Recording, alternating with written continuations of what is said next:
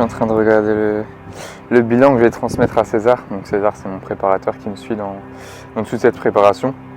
Donc en fait là, je suis en train de lui transmettre mon 4e bilan de la journée. En fait, entre chaque repas, on fait des check-up pour voir en fait comment le physique évolue. Il s'avère que ce matin, je me suis réveillé très très plat, donc c'était le but, pour être le plus conditionné possible. Et là, il faut vraiment qu'on remplit le physique en fait petit à petit. Donc on va mettre beaucoup de glucides, beaucoup de sel, beaucoup d'eau, petit à petit au fil de la journée. Et donc on ajuste ça de près tout simplement. En fait, j'aborde pas cette compétition de la même manière que la première. La première, j'étais beaucoup stressé, alors que je suis quelqu'un de vraiment pas stressé d'habitude. Mais là, je l'aborde différemment. Là, je suis plutôt cool, plutôt relax. Alors, il y a tout qui change. Ta vie, elle change complètement.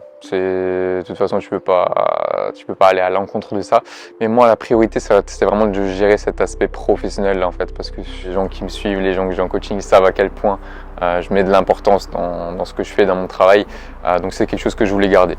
Donc, j'ai gardé cette ligne directive là parce que pour moi, c'est vraiment ma priorité, tout en combinant du coup cet aspect de préparation. Donc s'il y a bien une chose dont je suis fier, c'est vraiment d'avoir pu combiner ces deux aspects-là. Ça se voit pas parce que je commence à avoir le sourire là avec les glucides qui arrivent, mais ouais, c'était très très hardcore. Ça c'était vraiment le mot, c'était hard. Encore une fois, rien à voir avec ma première compétition, là j'étais vraiment dans le dur en fait. C'est même pas de la simple fatigue, c'est une sensation indescriptible. Genre t'es vraiment à bout, t'es faible, tu te sens... Rien que juste marcher, te lever, ça demande un effort, tu as la tête qui tourne, te préparer tes repas, ça devient catastrophe. Pareil, les entraînements, tu les fais parce que tu dois le faire, il n'y a plus aucun plaisir, à la fin il n'y a plus de congestion, il n'y a plus rien. Le cardio, j'en parle pas. Après voilà, faut pas se plaindre, c'est le jeu, c'est comme ça. En fait, faut kiffer, faut aimer ce processus-là.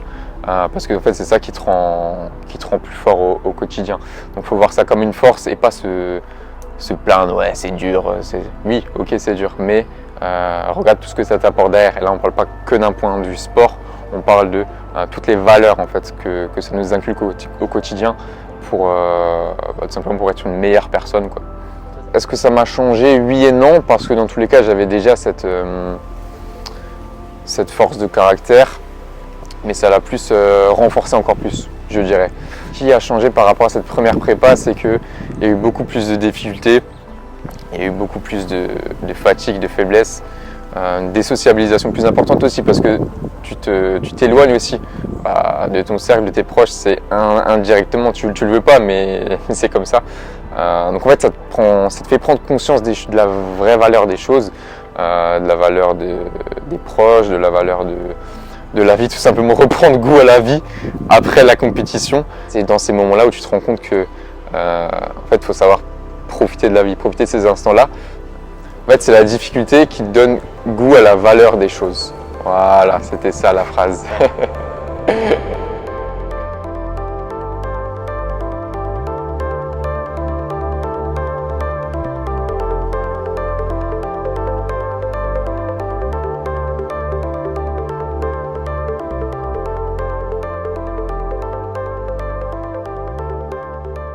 Bon, c'est parti, hein.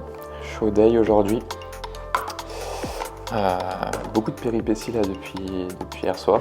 J'ai pas fermé l'œil de la nuit, pas parce que j'ai stressé, mais parce que j'ai dû recharger. J'ai dû manger jusqu'à 2h du matin.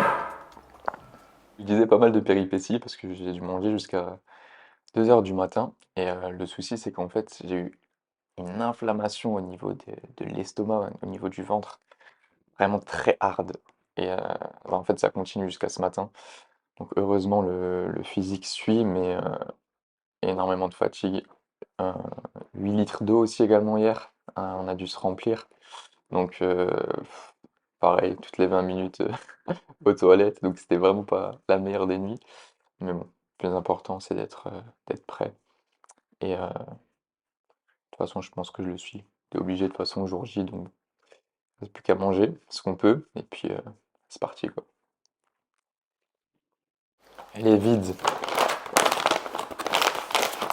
Plus d'1 kilo de crème de riz en 10 heures. Je pense que c'est mon record. Mais ouais, on a dû vraiment bien recharger. Je pense qu'on est plutôt pas mal là, en termes de fullness, donc être plein physiquement. Après, effectivement, mon ventre, là, il est pas content du tout. Mais bon, il n'y a pas le choix. De toute façon, on va faire avec. Et premier passage, du coup, en bodybuilding ce matin à 11h.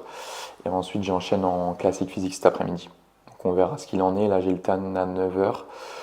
Donc, rendez-vous à 9h. De toute façon, il y a toujours du retard dans les compétitions. Donc, on va anticiper, on va venir à l'avance. Et puis, on va se reposer ensuite tranquillement, quoi. Donc ouais, je disais plus d'1 kilo de crème de riz, je ne sais pas si vous savez ce que ça représente un petit peu. C'est un petit peu plus d'1 kilo de riz, comme si c'était plus d'1 kilo de riz cru, sachant qu'il y a tous les lipides qui vont derrière, il y a tous les fruits secs. Donc ouais, on était sur un total de presque 7000 calories hier, alors que les jours précédents j'étais à 1500. Donc faites le calcul, on peut faire ça fois 4 facilement. Donc ouais, c'était un petit peu compliqué cette nuit, on n'a pas fermé l'œil de la nuit, mais au moins je pense qu'on sera prêt. Je suis en train de préparer toutes mes affaires là, pour la journée, donc entre les repas, les élastiques pour pumper, les tenues de scène, les écouteurs, les chargeurs pour être tranquille, le tapis, la chaise pliante, il y a beaucoup de choses qu'il faut pas oublier. Donc là je prépare les affaires tranquille et puis c'est bon, ça part. Moi aussi j'ai un sac à préparer. C'est pas le même. J'ai préparé des cookies pour Roméo avec un cœur Nutella. Et ce que je dois emmener aussi, le classique, les bonbons, tout droit venu de la confiserie, et les beignets. Numéro fétiche ou pas? La scène nous le dira. Confiante?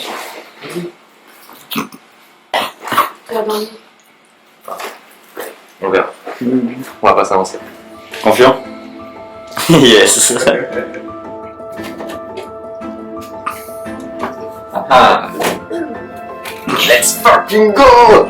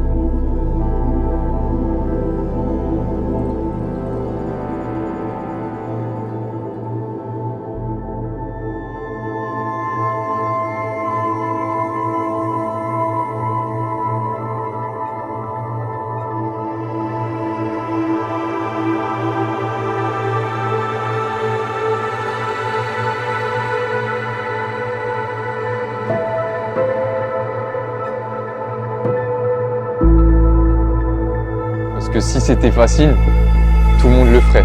Tout le monde serait sur des podiums, tout le monde ferait des compétitions. Mais c'est pas si simple que ça en fait. Le body, encore une fois, faut le vivre pour le comprendre.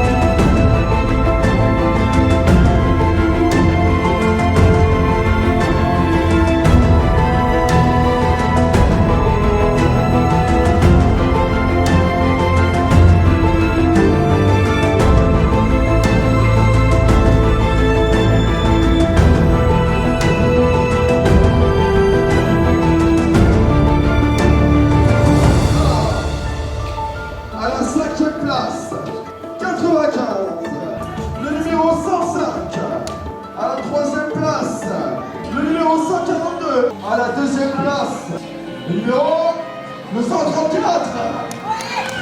Ouais, le numéro 4, Roméo. Yes. J'ai oublié de préciser, c'est votre coach. Yes. Merci à vous.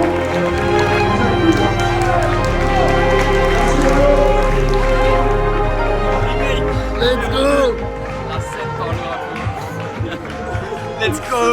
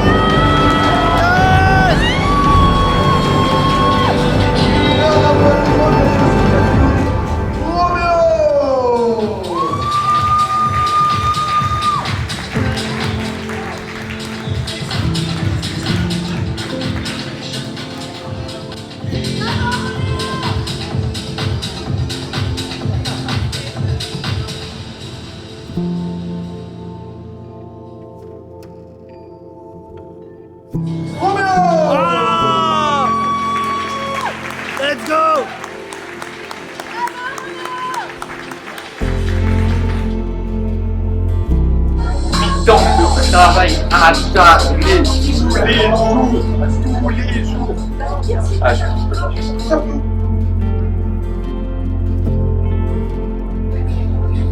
Tout le mystère se trace. Ça va chier, ça va chier, ça va chier. Alors qu'est-ce que j'en ai pensé de cette journée? Incroyable, on ressort avec une médaille d'or en bodybuilding, une médaille d'or en classique physique. Et attendez, c'est pas fini, c'est pas fini.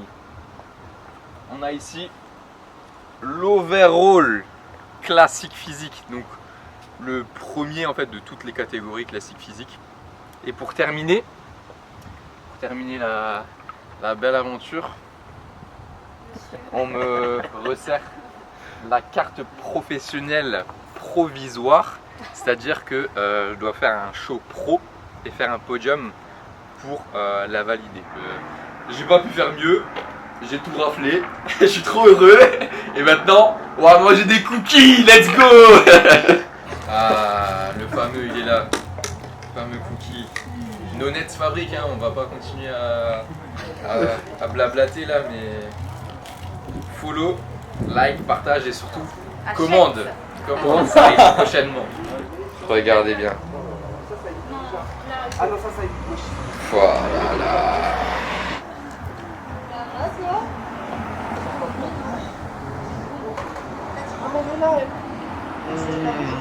J'ai l'impression de tricher là, je vais culpabiliser. Il est tellement bon. Oh, il est incroyable. Oh, le Nutella, j'en ai tant rêvé. Magnifique. Elle est pour toi, César. Elle est pour toi.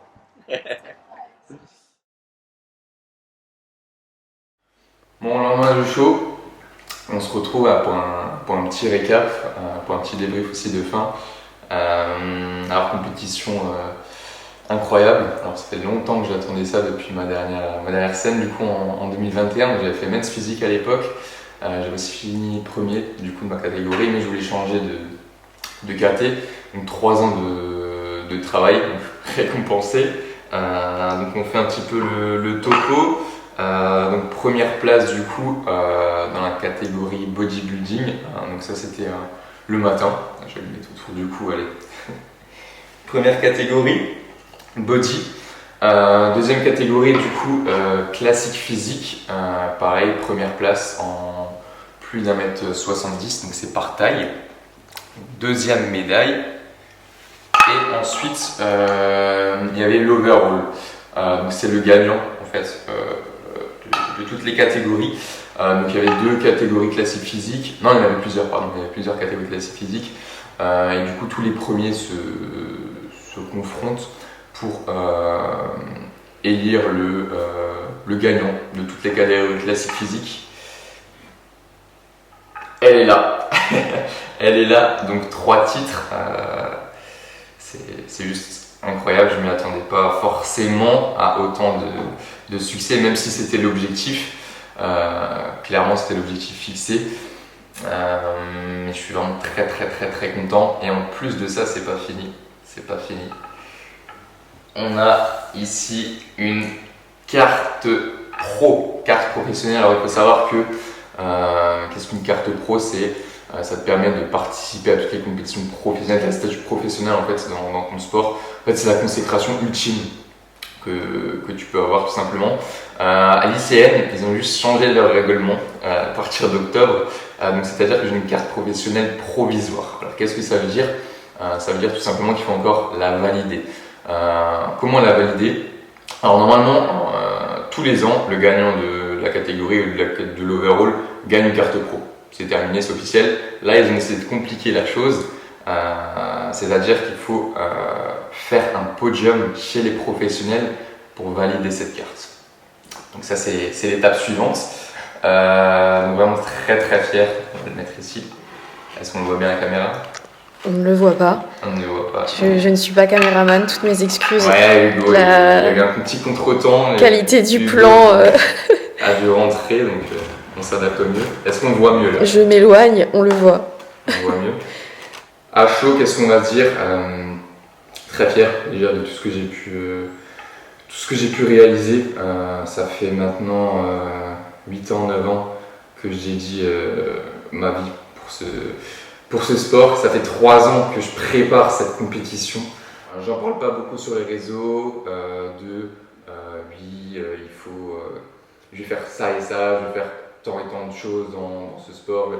Non, parce que je préfère rester humble et avoir toutes ces pensées en fait ancrées en moi, mais maintenant que je vois réellement ce que je suis capable de faire, en fait, comme je dis, pour moi c'est pas assez parce que oui, c'est 3 titres de champion de France, mais moi le plus important c'est d'aller le plus loin possible dans cette discipline et surtout de montrer en fait ce qui est possible de faire dans le bodybuilding naturel, encore une fois. Donc c'est une première étape. Maintenant, place à la suite. Là, on a regardé un petit peu le calendrier avec mon préparateur. Je vais préparer 2 dates. Donc je vais continuer En fait, j'ai la possibilité du coup de concourir encore en amateur, mais aussi en professionnel, parce que le but premier, c'est tout simplement de valider cette carte pro qui est juste ici. Donc, comme je l'ai dit, il faut faire un podium chez les professionnels. Donc, ça va passer directement le mois prochain. Donc, le mois prochain, je vais préparer 2 shows, donc en Espagne et en Italie. Donc, l'objectif, c'est clairement de faire un podium chez les professionnels, mais encore une fois, c'est entre le niveau français amateur, il y a une différence entre le niveau français amateur et le niveau international amateur. Là, on parle du niveau international professionnel, donc c'est encore vraiment une étape clairement supérieure, mais comme dit, avec le travail, tout est possible, tout est réalisable. Donc voilà, on y va, on verra ce qui est possible de faire, on va chercher ce qu'il faut, on va donner le maximum de nous-mêmes, et puis, comme dit, la scène parlera pour nous. Ça, c'est la grande phrase que je mets toujours en avant. Voilà. Savoir rester humble, savoir rester soi-même, mais aussi savoir ce que tu peux réaliser derrière tout ce travail-là, tout ce travail acharné durant toutes ces années. Voilà, c'est important de prendre ce recul-là et de se dire ok, je suis capable de faire toutes ces choses-là, mais en restant soi-même et en restant humble. Donc pour résumer, très fier de ce que j'ai pu réaliser jusqu'ici, de ce début de saison. Mais comme dit, c'est que le début. Place à la suite, place à l'international et surtout, road to first pro show. Let's go!